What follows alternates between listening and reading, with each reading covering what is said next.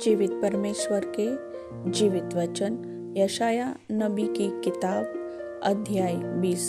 जिस वर्ष में अश्शूर के राजा सरगोन की आज्ञा से तर्तान ने अश्दोद आकर उससे युद्ध किया और उसको ले भी लिया, उसी वर्ष यहोवा ने आमोस के पुत्र यशाया से कहा, जाकर अपनी कमर का टाट खोल और अपनी जुतियां उतार। तह उसने वैसा ही किया और वह नंगा और नंगे पांव घूमता फिरता था। तब यहोवा ने कहा, जिस प्रकार मेरा दास यशाया 3 वर्ष से उघाड़ा और नंगे पांव चलता आया है कि मिस्र और कुश के लिए चिन्ह और लक्षण हो, उसी प्रकार अश्शूर का राजा मिस्री और कुश के लोगों को बंदी बनाकर देश निकाला करेगा। क्या लड़के क्या बूढ़े, सभी को बंदी बनाकर उघाड़े और नंगे पांव और नितंब खुले ले जाएगा, जिससे मिस्र लज्जित हो।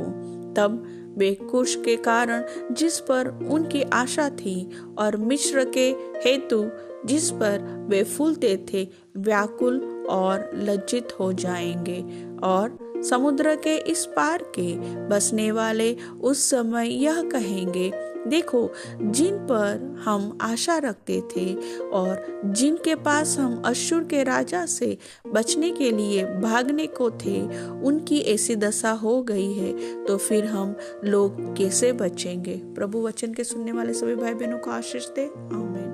परमेश्वर के जीवित वचन यशाया भविष्यवक्ता की किताब अध्याय 21। समुद्र के पास के जंगल के विषय भारी वचन।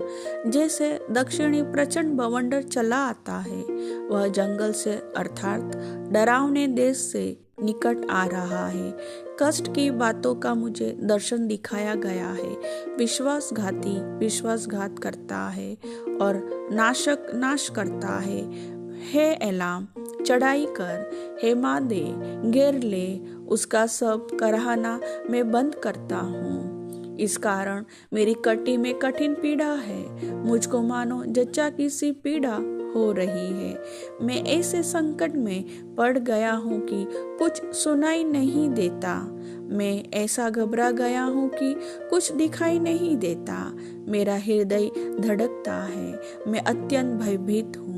जिस सांझ की मैं बाट जोता था, उसे उसने मेरी थरथराहट का कारण कर दिया है। भोजन की तैयारी हो रही है, पहरुए बैठाए जा रहे हैं, खाना पीना हो रहा है। हे हाकिमों, उठो, ढाल में तेल मलो, क्योंकि प्रभु ने मुझसे यह कहा है, जाकर एक पहरुआ खड़ा कर दे और वह जो कुछ देखे उसे बताए।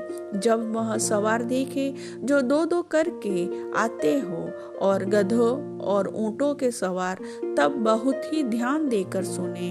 और उसने सींके से शब्द से पुकारा, हे प्रभु, मैं दिन भर खड़ा पहरा देता रहा और मैंने पूरी रातें पहरे पर काटी, और क्या देखता हूँ कि मनुष्य का दल और 2-2 करके सवार चले आ रहे हैं। और वह बोल उठा, गिर पड़ा, बाबेल गिर पड़ा, और उसके देवताओं के सब खुदी हुई मूर्तें भूमि पर चकनाचूर कर डाली गई है।